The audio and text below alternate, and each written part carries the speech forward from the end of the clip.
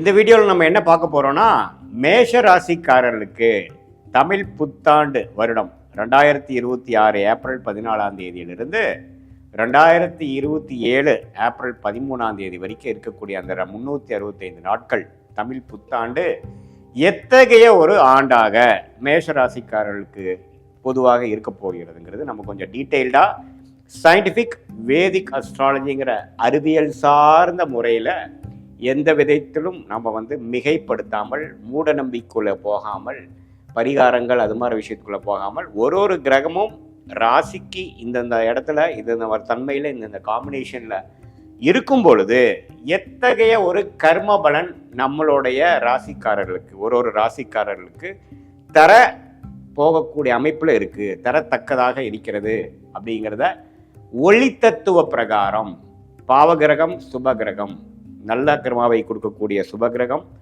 தீய கர்மாவை கொடுக்கக்கூடிய பாவகிரகம், அந்த பாவகிரகமே சுபகிரகத்தின் தாக்கம் பெறும் பொழுது வேற மாதிரி நல்ல பலன்கள் கொடுக்கக்கூடிய அமைப்புகள், அது மாதிரி நிறையா இந்திய வேத ஜோதிடத்தில் எப்படி ஒரு தனி மனிதனோட கர்மா செயல்பட போகிறது அப்படிங்கிறத நம்ம துல்லியமாக இந்த வீடியோவில் மேஷராசிக்காரர்களுக்கு தமிழ் புத்தாண்டு எப்படின்னு பார்க்க போகிறோம். இப்போ பாருங்க, மேஷராசிக்காரர்களுக்கு விரய சனி ஸ்டார்ட் ஆகி கிட்டத்தட்ட 1.5 வருஷம் ஆயிடுச்சு. போன மார்ச் மாதத்திலிருந்தே ஒரு வருடமாகவே 12ஆம் இடத்துல சனி போய் மேஷ ராசிக்காரர்களுக்கு விரய சனியாக 7.5 நாள் சனியோட ஃபர்ஸ்ட் பீரியட் என்று சொல்லப்படுகிற 7.5 இயர்ஸில் ஃபர்ஸ்ட் 1 இயர் போய் கொண்டிருக்கிறது. அது 2027 மார்ச், அதாவது இந்த வரக்கூடிய தமிழ் புத்தாண்டு முழுவதும் விரய சனியாக தான் நீடிக்க போகுது. குரு பாருங்க 3ஆம் இடத்துல இருந்து 7ஆம் இடம்ங்கிற திருமணஸ்தானம், அதே மாதிரி 9ஆம் இடங்கிற பாக்கியஸ்தானம், 11ஆம் இடங்கிற லாபஸ்தானத்தில் இருக்கக்கூடிய ராகுவை பார்த்திருந்தார். இப்போ ஜூன் 1ஆம் தேதி 2026, அதாவது தமிழ் புத்தாண்டு பிறந்து ஒரு 1.5 மாசத்துக்கு அப்புறம் குரு 3லேருந்து 4க்கு வரார், அதாவது மிதுனத்திலிருந்து கடகத்துக்கு வரார். அற்புதமான ஒரு மாற்றம். ஏன்னா 4ஆம் இடத்துல குரு 10ஆம் இடங்கிற தொழில் ஸ்தானத்தை பார்க்கும் பொழுது வேலை, உத்தியோகம், தொழில் எல்லாமே விருத்தி ஆகக்கூடிய நல்ல ஒரு மேன்மையான ஒரு அமைப்பு, நமக்கே ஃபோக்கஸ் நல்லா கிடைக்கக்கூடிய அமைப்புகள் உண்டாக்கக்கூடிய அந்த உச்சகுருவின் பார்வை 10, 12, 6ஆம் இடத்துக்கு வரும்பொழுது தேவையான பண வசதிகள், ஃபினான்ஸ் பண்ணக்கூடிய அமைப்புகள், நமக்கு கிடைக்கக்கூடிய ஃபண்ட்ஸ் எல்லாமே தொழிலை டெவலப் பண்ணக்கூடிய அமைப்பு, வேலையில் நல்ல ஒரு மாற்றத்தை கொடுக்கக்கூடிய அமைப்பை கொடுக்குது.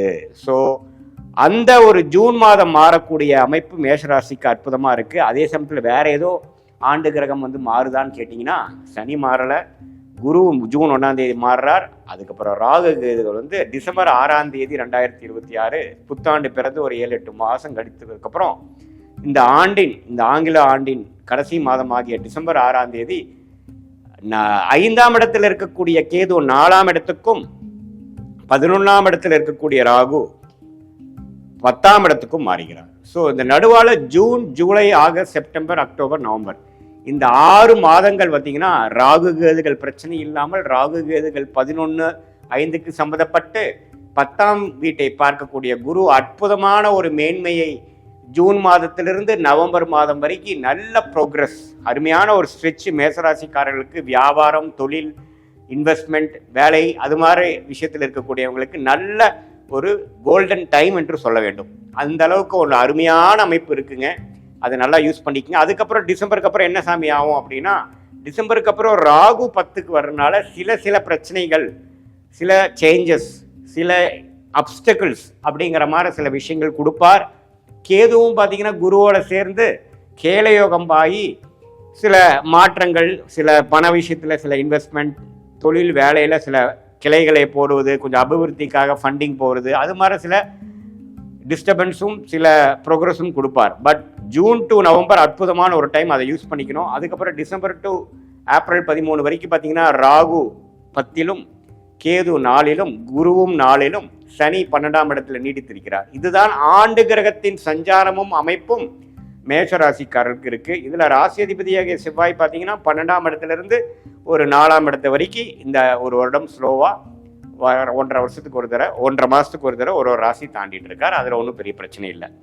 ஸோ இதுல நல்ல விஷயம் என்னன்னா, ராசி அதிபதி ராகுவோட சேர போறது இல்லை, ராசி அதிபதி சனியோட சேர போறது இல்லை. தமிழ் புத்தாண்டு ஆரம்பிக்கிறப்ப தான் ஒரு மாசம் செவ்வாயும் சனியும் சேர்ந்திருப்பாங்க. அந்த ஜூன் மாதத்துக்கு அப்புறம் மேஷராசிக்காரர்களுக்கு ஏப்ரல் மே சுமாரான டைம் தான். ஜூன்லேருந்து நவம்பர் வரைக்கும் உங்களுக்கு சாதகமான ஆண்டு கிரகத்தின் சஞ்சாரமும் இருக்கிறது, மாத கிரகத்தின் சஞ்சாரமும் இருக்கிறது. ஸோ ஜூன்லேருந்து நவம்பர் வரைக்கும் தொழில் மேன்மை, வேலை ப்ரமோஷன், நல்ல வேலை மாற்றம், வேலை இல்லாதவங்களுக்கு வேலை கிடைக்கிறது, தொழில் என்ன பண்ணணும்னு தெரியாமல் இருக்கிறவங்களுக்கு ஒரு லைன் போடுறது, ஒரு ஸ்டார்டிங் பாயிண்ட் போய் ஒரு எக்ஸ்பர்டைஸ், ஒரு ட்ராக் ரெக்கார்ட் ஜென்ரேட் பண்ணுறதுங்கிற மாதிரி ஒரு அற்புதமான அமைப்புகளை கொடுக்கக்கூடிய ஒரு பொன்னான ஒரு வருடமாக இந்த தமிழ் புத்தாண்டு 2026 ஏப்ரல் 14 சித்திரை 1 பிறக்கக்கூடிய அந்த அமைப்பு விரயசனியிலேயே மேஷராசிக்காரர்கள் இருந்து அந்த புத்தாண்டு ஆரம்பித்தாலும் சுப விரயங்களாக தான் இருக்குமே ஒழிய அசுப விரயங்களாக, தவறான விரயங்களாக இல்லாமல் ஒரு வாழ்க்கையில முன்னேறுவதற்காக, வாழ்க்கையில் வசதிப்படுத்துவதற்காக, சில முன்னேற்றத்தை நோக்கி போகக்கூடிய ஒரு அற்புதமான ஒரு middle period of June to November 2026 மேஷராசிக்காரர்கள் நல்லா அவங்களுடைய வாழ்க்கைக்கு வேணுங்கிற தொழில், வேலை, கரியர் ஸ்டார்டிங், ஃபவுண்டேஷன் இதெல்லாமே அமைச்சுக்கிட்டு அது மூலமாக வர வேண்டிய ஆண்டுகளை நல்லாவே வாழ்க்கையில ஜெயிக்கக்கூடிய அமைப்புகள் கண்டிப்பாக உண்டு. இது பார்த்தீங்கன்னா இது ஒரு பொதுவான ஒரு ஆண்டு கிரகம், மாத கிரகத்தை வைத்து நம்ம சொல்லக்கூடிய ஒரு அமைப்பை ஒழிய உங்களுடைய ஜென்ம ஜாதகத்தில் பிறந்த தேதி, பிறந்த நேரம், பிறந்த ஊரில் என்னென்ன மாற ஒரு அமைப்பு வருது, அதாவது எந்த ஜாதகத்தில் நீங்கள் என்ன லக்னத்தில் பிறந்தீங்க, மேஷ ராசியில் நீங்கள் அஸ்வினி நட்சத்திரமா அல்லது பரணி நட்சத்திரமா அல்லது கிருத்திகை நட்சத்திரம் முதல் பாதமா, என்ன லக்னம், லக்னாதிபதி எப்படி இருக்கிறார், என்ன தசாபுக்திகள் போய்கொண்டிருக்கிறது, அந்த லக்னா நாதன் எப்படி இருக்கிறார், லக்னாதிபதியோட உச்சம், நீச்சம், பகை, அதே மாதிரி திருட்பலம், திக்பலம், அதெல்லாம் பலம்லாம் எப்படி இருக்கு, என்ன மாதிரி தசாபுக்திகள் போய்கொண்டிருக்கிறது, நடக்கக்கூடிய தசை உங்களுடைய லக்னத்துக்கு யோகமான தசையா, தசை புக்தி எப்படி போயிட்டு இருக்கு, எப்போ அந்த தசை முடியுது, அடுத்தது நம்ம வாழ்க்கையில எது மாதிரி ஒரு பாதையை நோக்கி நம்ம செல்ல போகிறோம், நம்மளோட திருமண வாழ்க்கை எப்படி போக போகிறது, நம்மளுடைய ஹெல்த் எப்படி ஆக போகிறது, நம்மளுடைய வெளிநாடு பயணங்கள், மாற்றங்கள், உள்நாடா வெளிநாடா, அரசு உத்தியோகமா,